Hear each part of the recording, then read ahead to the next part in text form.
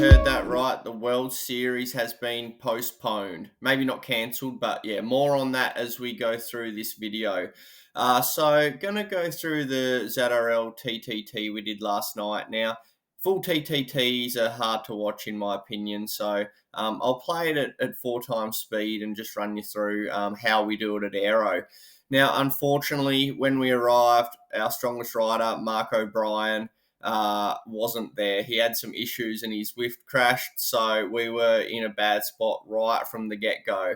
So down to 5 riders, and I'm not in my best form, but I jumped in the TTT because I thought it would be a good workout on the kind of threshold stuff that I'm working on at the moment. So you can see we've got a pretty smooth pace line here. We try and keep our formations really well at Aero. This is a good job because we've got some inexperienced guys in the team that are just kind of starting to learn the craft as well. So pretty impressive to see how some of those guys are learning on the fly and getting used to it. We're on triple flat loops. It's a long TTT. We did this one 12 months ago. Not a huge fan of it overall. The way we're operating at the moment is some of us are doing 60-second turns and the others that are less confident in their form are doing 30s to start with. All right, now for the important stuff. Now, the Zwift World Series, we got an email last night saying it's been postponed. There was supposed to be a race on this Friday morning, my time, and then another one in January. You may have remembered I said in my previous videos that, I'm going to kind of forego my form a little bit to try and peak for the Zwift Games.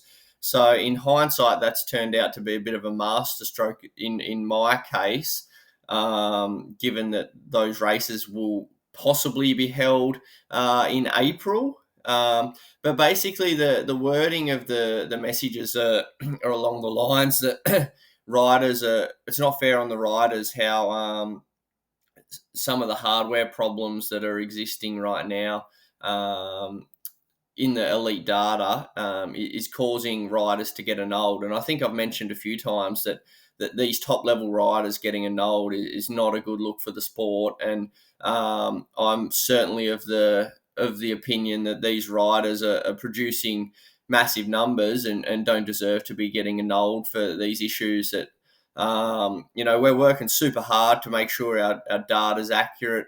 And then there just seems to be a lot of problems with these trainers that we're using that from one ride to the next can cause discrepancies in certain situations. So it's not nice. There's a lot of riders upset by the decision today with not really much vision for the next couple of months, I guess. A lot of people might focus on Zwift rather than the Wahoo stuff that's going on. And now it's left a massive gap in the elite calendar for a few months. So as I said, in my situation, I plan to lose fitness to peak in March. And look, I'm having a tough time in this time trial a little bit right now, definitely not at my best. So the fact that I don't have to race on Friday, it benefits me. But now we're not sure about how to qualify for the Zwift Games. So it was the top 50 from the World Series, but they can't have that now because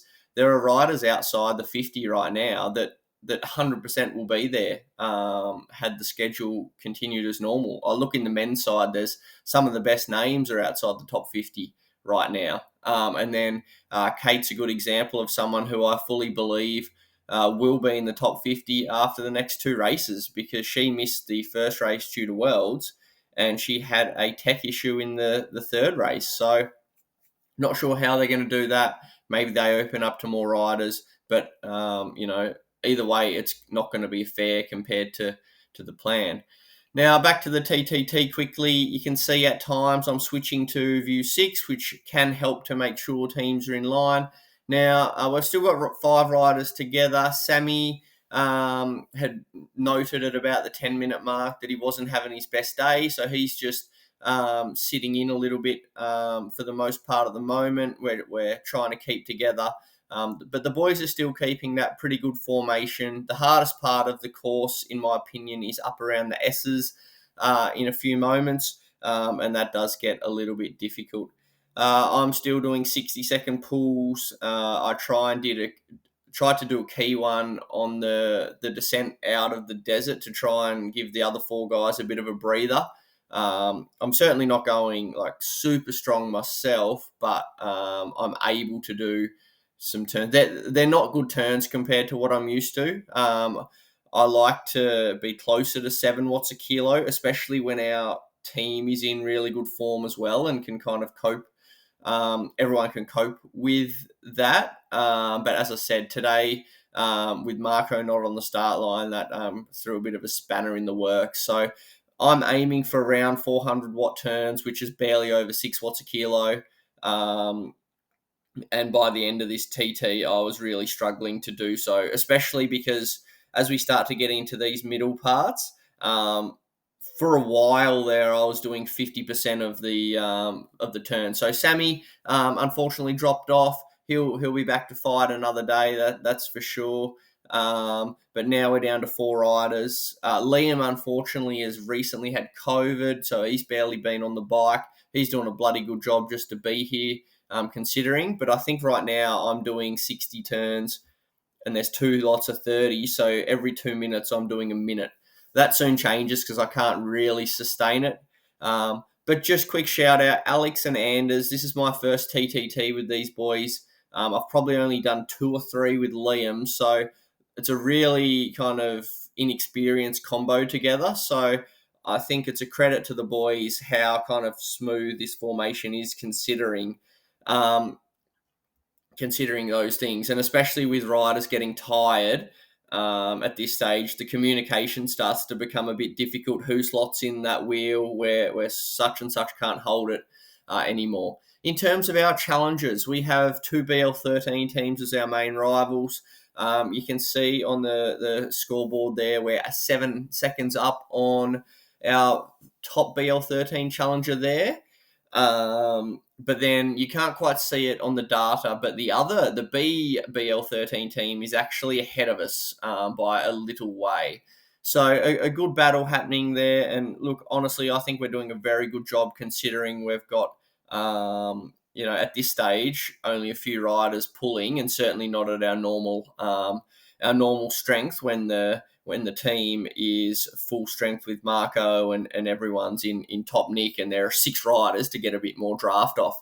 So coming up the S's for the second time, this is where things for me are really starting to hurt. I dropped to a few mixed length turns really. I do it the odd 60, a couple of 45s, then a few 30s. And it's just depending because Liam's slotting in for a few turns now as well, which is really handy to get that extra time. But even though my turns aren't super strong today, I'm of the opinion that, if I'm on the front for 60, it just allows the boys to get that little bit extra recovery as well. Because I know we're all, pretty similar watts per kilo today in terms of Alex, Anders, and myself.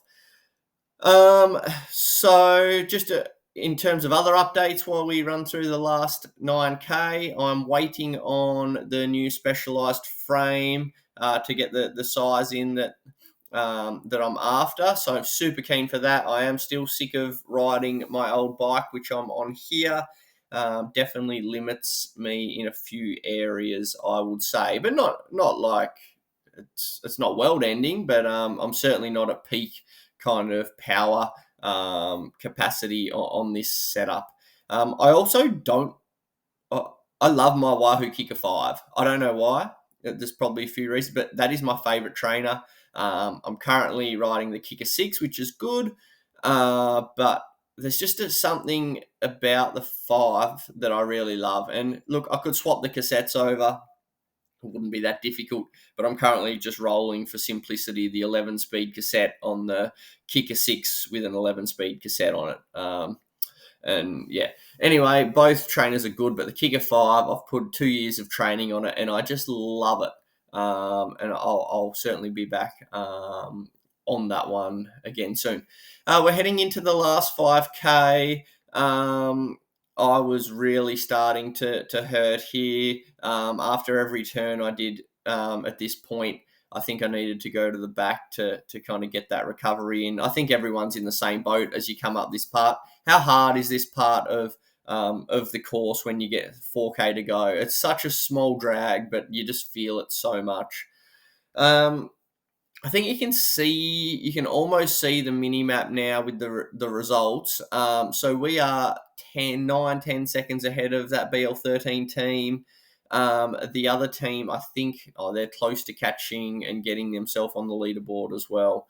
So my plans now in terms of the next few months, I might try and jump into some elite racing in terms of like maybe the Echelon Racing League. I might do a few of them. I might look for some Zwift stuff to mix it up, because otherwise there's kind of no major goals until the Zwift Games now, which is a while away. So in terms of being able to train and kind of get to where I need to be, it's good, but I need to mix it up with some stimulus. So I'll probably look to do a few more of the ZRL races coming up. As we head into the last 600 meters there. You can now see the other BL13 team at 151. That means that they're 8-9 seconds ahead of us, and they are going to take the day. So a good ride by them. So for me, it was 5 watts a kilo for 45 mins, normalized of about 5.2, because you can still save a lot of watts in the draft, even in a TTT. So, thank you for watching. I'll put the results up now. So the BL13 teams in 1 and 3, and then how that looks in terms of the total season. So we've extended our lead actually from that result. So it's good for the boys. Going to be a blog post on Mackay Cycles coming up, so I might share that one around. Sorry, haven't been as many videos lately. I haven't been doing much worth watching / exciting, just been on that grind, putting the time in. If there's any videos or content you want me to create, just let me know and I can have a look at it. Thank you.